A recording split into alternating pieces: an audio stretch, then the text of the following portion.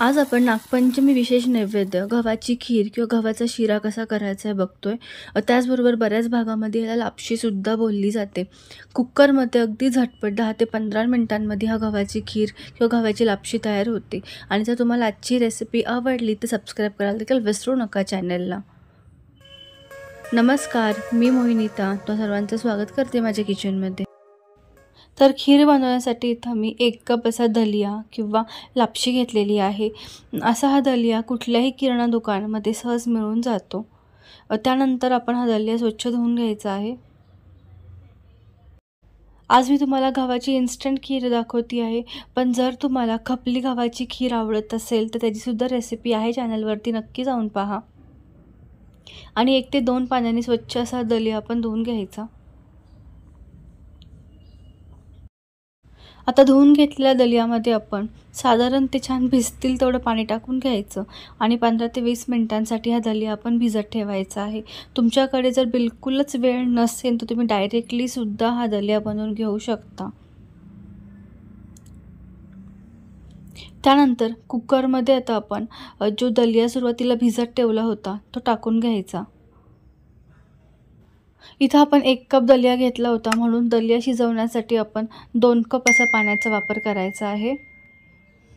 पाणी टाकून घेतल्याच्या नंतर यामध्ये आता मी टाकते आहे ओल्या खोबऱ्याचे काप. तुम्ही सुक्कं खोबरंसुद्धा वापरू शकता तुमच्याकडे जर ओलं खोबरं नसेल तर. आणि आता कुकरचं झाकण लावायचं आणि 3 ते 4 शिट्ट्या आपण कुकरच्या करून घ्यायच्या आहेत, म्हणजे अगदी छान असा मऊ आपला दलिया शिजतो.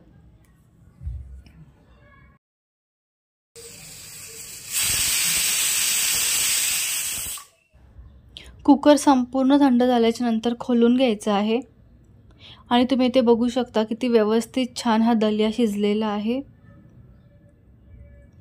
आणि जर तुम्हाला थोडासा कच्चा वाटला तर तुम्ही परत यामध्ये थोडंसं पाणी टाकून 1 शिट्टी काढून घेऊ शकता. आता यामध्ये आपण गूळ टाकून घ्यायचा. तर इथं मी 1 कप दलियासाठी 1 कपच गुळाचा वापर करते आहे. इथं गुळाचं प्रमाण तुम्ही तुमच्या आवडीनुसार कमी किंवा जास्त वापरू शकता. आणि जर तुम्ही गुळाची पावडर वापरणार असाल तर 1 ते 1.25 कप गुळाची पावडर वापरा, म्हणजे छान खीर गोड तयार होते. आणि इथं असा हा गूळ संपूर्ण वितळेपर्यंत आपण शिजवून घ्यायची आहे लापशी. इथं असा गूळ चांगला विरघळल्याच्या नंतर यामध्ये आपण थोडी फ्लेवरसाठी विलायची पावडर टाकायची आहे आणि थोडंसं चिमूटभर इथं मीठ टाकायचं आहे आणि परत एकदा ही खीर आपण छान एकजीव करून घ्यायची. त्यानंतर इथं मी पॅनमध्ये 2 ते 3 चमचे साजूक तूप गरम करून घेते आहे आणि तूप छान गरम झालं की यामध्ये आपण आपल्या आवडीनुसार ड्रायफ्रूट्स टाकून घ्यायचे. तिथं आज मी थोडेसे बदाम आणि थोडे काजू वापरलेले आहे. तुम्ही तुमच्या आवडीनुसार मनुकेसुद्धा वापरू शकता. आणि छान व्यवस्थित हे तळून घ्यायचे तुपावरती.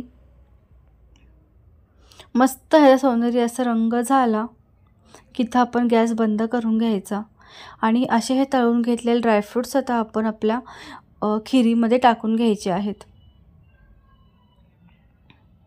ही खीर करत असताना मी सुरुवातीला दुधाचा वापर केलेला नाही आहे. नंतर जेव्हा आपण खायला घेऊ त्यावेळेस एकतर दुधाची साई किंवा दूध घालून तुम्ही ही खीर खाऊ शकता.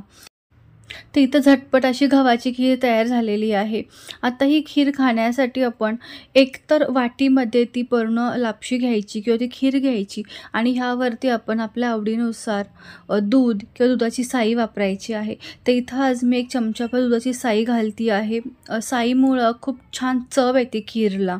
त्याचबरोबर थोडंसं मी ह्यावरती भाजून घेतलेली खसखस घालते आहे. ऑप्शनल आहे खसखस, पण जर तुम्हाला आवडत असेल तर नक्की घालून पहा. खूप छान वेगळी चव येते खीरला.